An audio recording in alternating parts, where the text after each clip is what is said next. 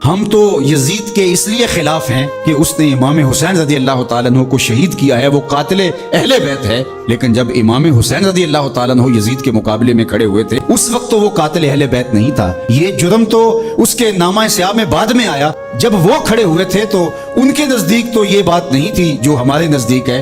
امام حسین رضی اللہ تعالیٰ عنہ ان کے آیان و انصار کا قتل کرنا بہت بڑا جرم ہے، اور اس وجہ سے بھی ہم یزید کے خلاف ہیں۔ لیکن اس کی دوسری وجہ وہ ہے جس وجہ سے امام حسین یزید کے خلاف تھے، ہم بھی اسی وجہ سے یزید کے خلاف ہیں۔ اب وہ کیا وجہ تھی جو امام حسین رضی اللہ تعالیٰ عنہ نے بیان فرمائی؟ کوئی مبہم وجہ نہیں ہے کہ زمانے تک پہنچی نہیں ہے۔ یہ الگ بات ہے کہ کربلا کو ایک کہانی اور ایک قصہ بنا کر کے جو ہے وہ لوگوں کے اندر مروج کیا گیا، اور اس کی معنویت، اس کی حقیقت اور اس کی مقصدیت پر پردے آ گئے۔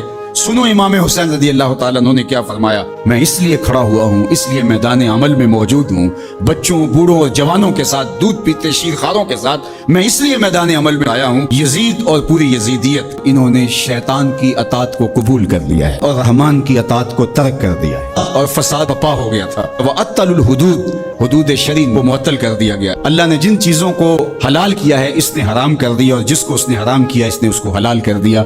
اب یہ ہیں یزید کے کرتوت۔ حضرت امام حسین نے فرمایا: مجھے بتاؤ، جب میرے رسول کی شریعت پامال ہو رہی ہو، حلال کو حرام کر دیا جائے، حرام کو حلال کر دیا جائے، حدوں کو معطل کر دیا جائے اور فساد بپا ہو جائے، شیطان کی اطاعت کھلے بندوں کی جائے، رحمان کی اطاعت ترک کر دی جائے، تو جس کے پاس کشتی ہے اس طوفان میں، کیا وہ اب بھی میدان عمل میں نہیں آئے گا؟ تو کہا حسین ابن علی اس لیے آیا ہے کہ اس وقت حسین ابن علی کا ہی آنا بنتا تھا، اس لیے کہ پیغمبر کی گود میں حسین ابن علی ہی تو کھیلا تھا، اس لیے آج حسین ابن علی میدان عمل میں موجود ہے۔ اللہ اکبر! یہ تھا مقصد حضرت امام حسین رضی اللہ تعالیٰ عنہ کا۔ نہ تخت و تاج کی چاہت تھی، نہ کوئی بغاوت تھی، اور نہ جلد بازی کا نتیجہ تھا۔ مقصود حضرت امام حسین رضی اللہ تعالیٰ عنہ کا حق کے لیے خاک و خون میں اپنے آپ کو ملانا تھا۔